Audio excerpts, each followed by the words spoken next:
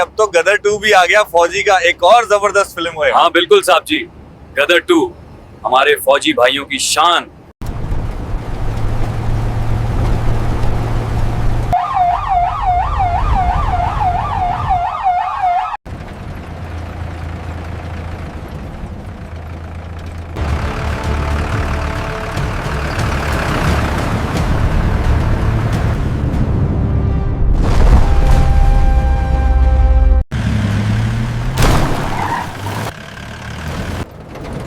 अरे ये किसने टक्कर मार दी?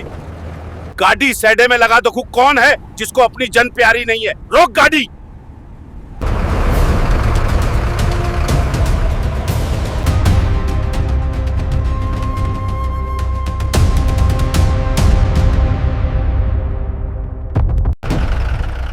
लगता है आप हमको जानते नहीं।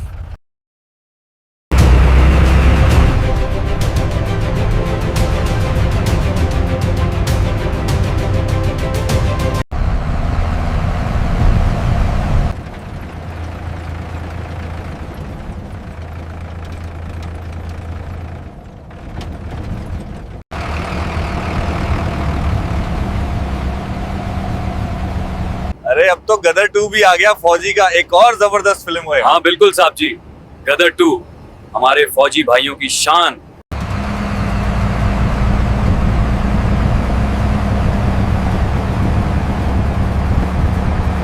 Hey, did you hear the one about the sergeant and the map? No, tell us. He said, "I'm not lost. The map is just suggesting an alternate route."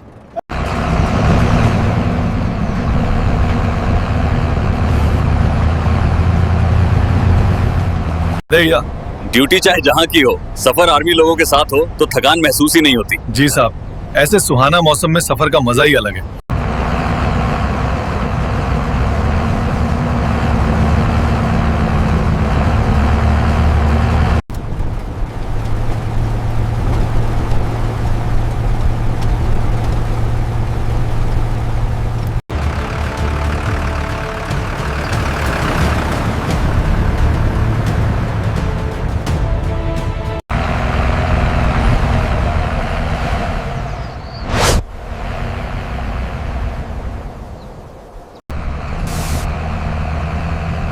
भैया, ड्यूटी चाहे जहाँ की हो, सफर आर्मी लोगों के साथ हो तो थकान महसूस ही नहीं होती। जी साहब, ऐसे सुहाना मौसम में सफर का मजा ही अलग है।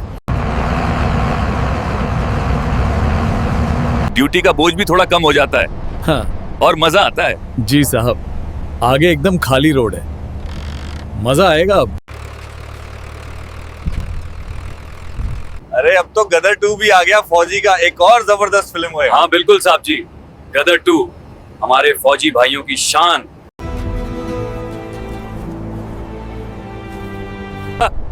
अरे ये शोर शराबा कैसा है सोल्जर? देखो थोड़ा। साहब, पीछे कुछ हलचल दिख रही है। लगता है किसी का वीआईपी काफिला है।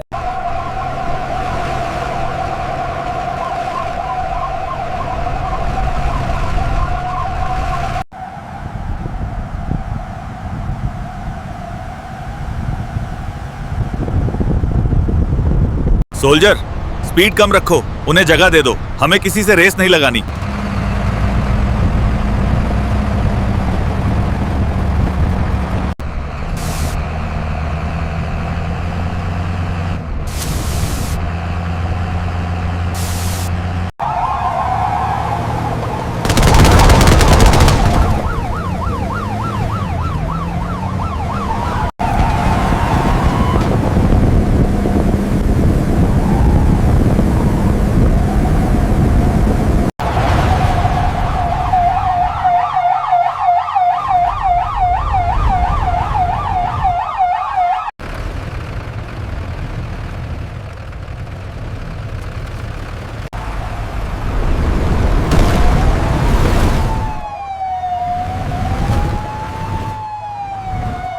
अबे फौजी, साइड हटो।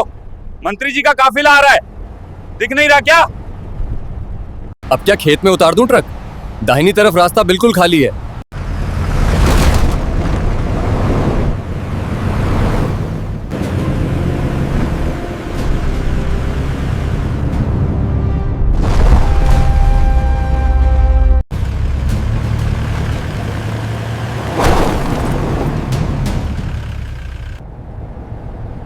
मंत्री जी, आगे आर्मी का ट्रक जा रहा है।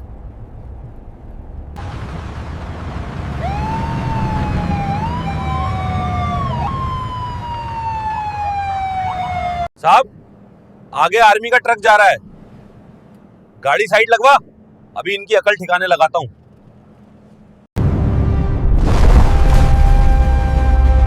गाड़ी सैडे में लगा दो। कौन है जिसको अपनी जन प्यारी नहीं है? रोक गाड़ी।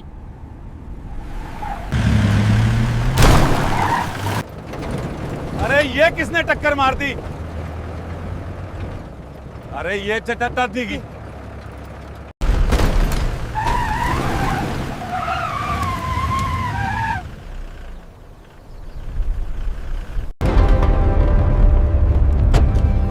Get them now! Go! Go! Go!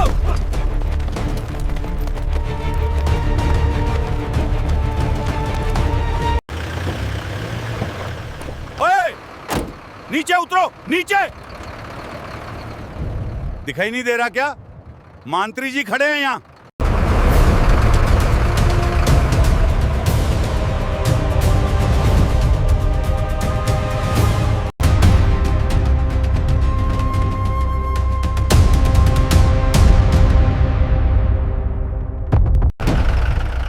लगता है आप हमको जानते नहीं। लेकिन हुआ क्या सर? मंत्री ज्वाला सिंह ने कर्नल को देखा। उन्हें लगा होगा कोई मामूली ड्राइवर होगा, लेकिन सामने भारतीय सेना का कर्नल खड़ा था। फिर भी मंत्री का नशा इतना चढ़ा था कि वर्दी का कोई लिहाज नहीं रहा। उन्होंने उंगली उठाकर तीखे लहजे में कहा, यह सड़क क्या तुम्हारे बाप की है? बीच रास्ते में ट्रक ठोक रखा है। कब से हॉर्न बजा रहे हो? साइड मारने में क्या तकलीफ हो रही है? कर्नल वीर बहादुर ने मंत्री की आंखों में सीधे देखते हुए संयमित लेकिन दबंग आवाज में जवाब दिया, मंत्री जी, यह सार्वजनिक सड़क है। हमने आपको निकलने के लिए पर्याप्त जगह दी थी, लेकिन जिस तरह आपने अपनी कार अचानक हमारे ट्रक के सामने रोकी, उससे न सिर्फ आपकी जान खतरे में पड़ सकती थी, बल्कि मेरे जवानों को भी गंभीर चोट लग सकती थी। मंत्री ठहाका लगाकर हंसे। उन्होंने अपने साथ आए गुर्गों की तरफ देखा और बोले, देखो भाइयों, ये हमें लेक्चर दे रहे हैं। अरे ओ फौजी, तुम जानते भी हो तुम किससे बात कर रहे हो? इस इलाके में हवा भी मेरी मर्जी से चलती है। तुम तो बस एक सरकारी नौकर हो। कर्नल का आपा नहीं टूटा। उन्होंने कहा, मैं भारतीय सेना का अधिकारी हूं। हम देश के सेवक हैं, किसी व्यक्ति विशेष के नहीं। आप अपनी गाड़ियां साइड करें और हमें जाने दें। मंत्री का गुस्सा आसमान छू गया। उन्हें बर्दाश्त नहीं था कि कोई उनके सामने इतनी बेबाकी से बोले, वो भी उनके ही इलाके में। मंत्री एक कदम आगे आए और कर्नल के कंधे पर उंगली रखकर बोले, तुम जैसे सस्ते कर्नल मैंने सैकड़ों देखे हैं। अभी यहां सबके सामने तुम्हारी वर्दी उतरवाकर फेंक दूंगा। इतनी बेइज्जती करूंगा कि इस रास्ते पर भीख मांगते फिरोगे। ये सुनते ही ट्रक के पीछे से बाकी 4 जवान इंसास राइफलें थामे नीचे कूद पड़े। अपने कमांडिंग ऑफिसर की बेइज्जती बर्दाश्त नहीं हो रही थी। राइफलें सीधी नहीं की, लेकिन उंगलियां ट्रिगर गार्ड पर सख्त हो गईं। माहौल तनाव से भर गया। एक तरफ 30 से 40 हथियारबंद निजी गनमैन, दूसरी तरफ सिर्फ 5 से 6 अनुशासित सैनिक। रास्ते के दोनों किनारे खेतों में काम कर रहे लोग अब जमा होने लगे। दोपहर की तपती धूप और तेज हो गई थी, लेकिन लोगों का ध्यान गर्मी पर नहीं, तनाव पर था। एक तरफ सेना के जवान ट्रेनिंग और डिसिप्लिन के कारण शांत लेकिन तैयार, दूसरी तरफ मंत्री ज्वाला सिंह के गुंडे संख्या के भरोसे उग्र। मंत्री की बात सुनकर कर्नल वीर बहादुर के चेहरे पर सख्त लकीरें खींच आईं। सस्ता कर्नल और वर्दी उतरवाऊंगा, ये शब्द किसी सैनिक के लिए अपमान से कम नहीं थे। कर्नल ने गहरी सांस ली। वे जानते थे, अगर अब आदेश दिया तो खून बह जाएगा। गुंडे ज्यादा थे, लेकिन ट्रेंड कमांडोज के सामने मुश्किल से 10 मिनट टिक पाते। लेकिन कर्नल जिम्मेदार थे।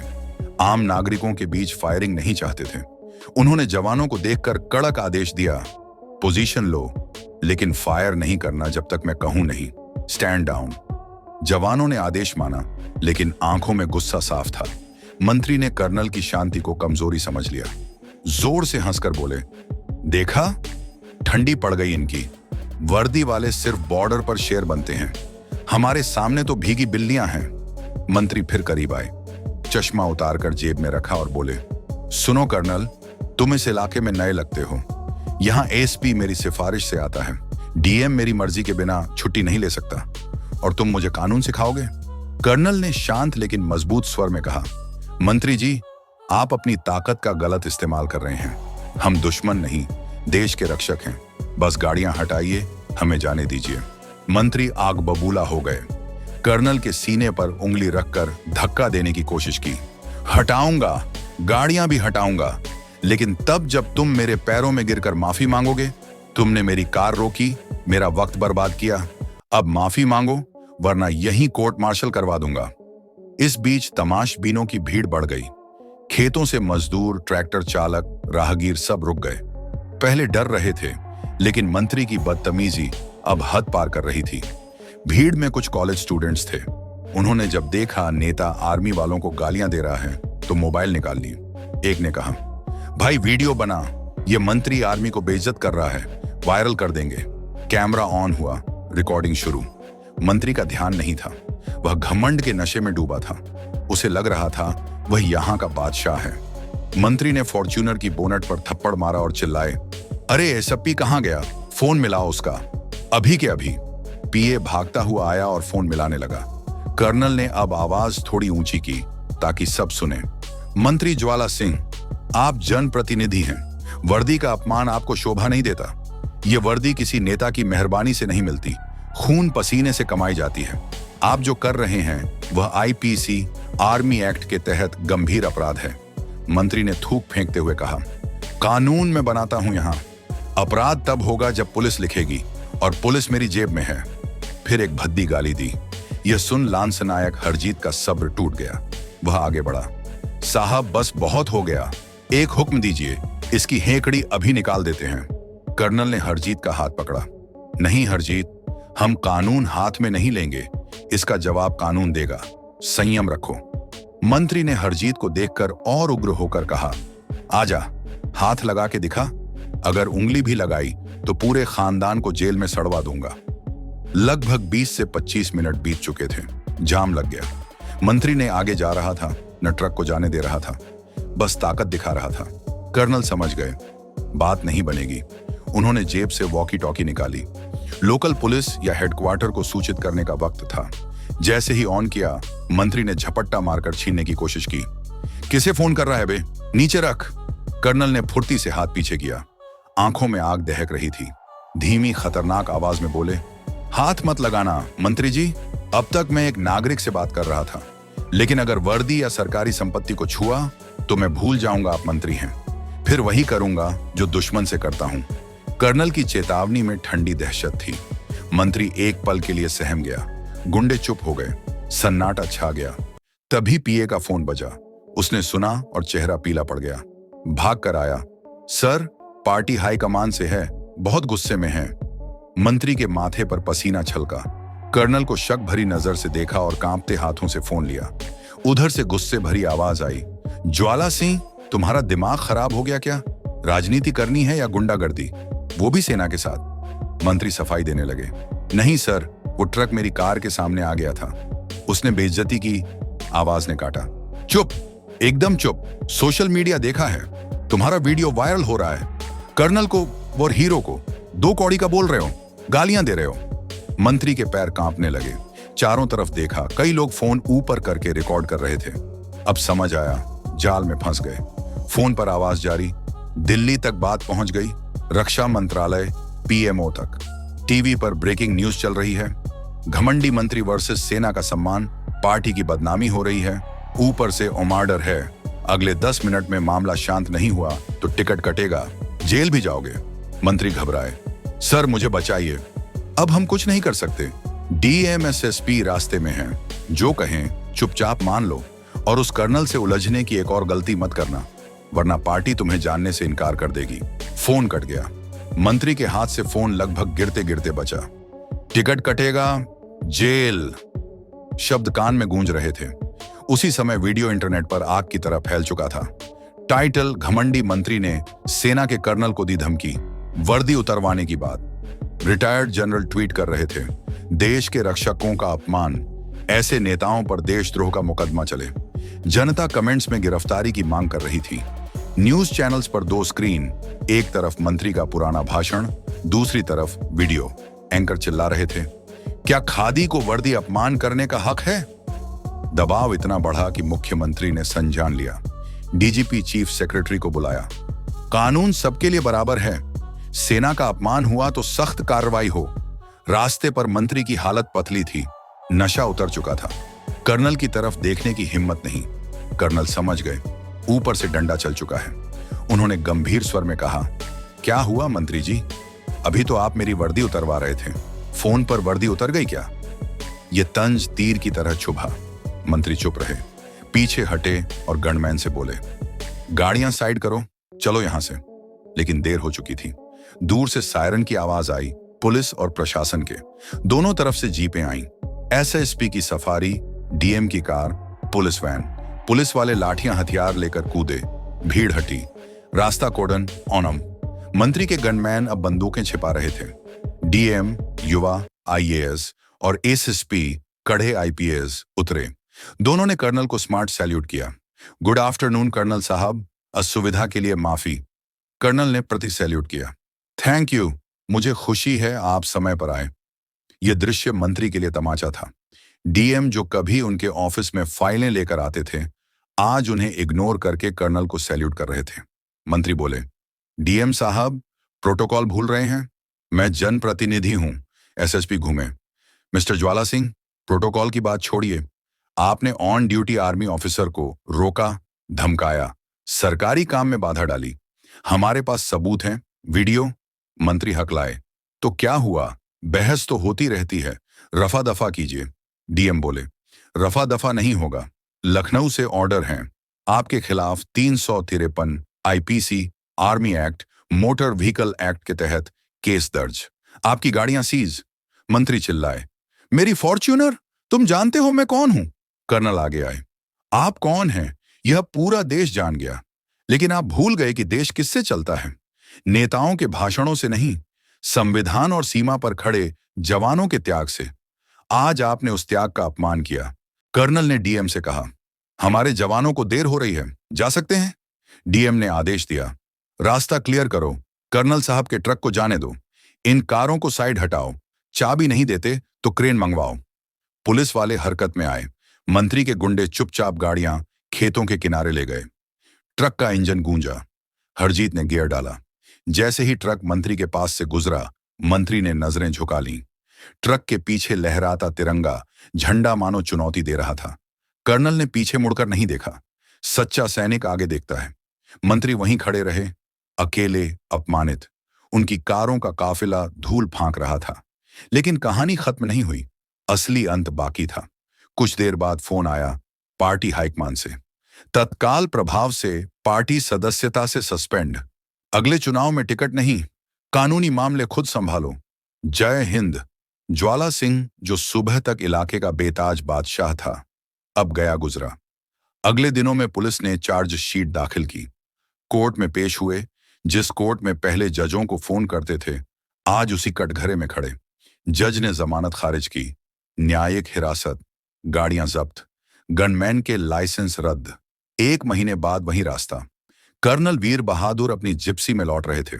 उस जगह पर एक बोर्ड लगा था, जय जवान जय किसान मार्ग। गांव वालों ने नाम बदल दिया था। एक बुजुर्ग किसान भागा आया, हाथ जोड़कर बोला, साहब उस दिन आपने जो किया, हमारी आंखें खोल दी।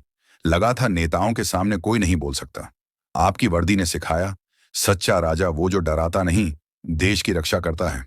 कर्नल मुस्कुराए, बाबा ये वर्दी डराना नहीं, हक के लिए खड़े होना सिखाती है। जब तक हम और आप साथ हैं, कोई बाहुबली कानून से बड़ा नहीं हो सकता। कर्नल ने सैल्यूट किया और आगे बढ़ गए।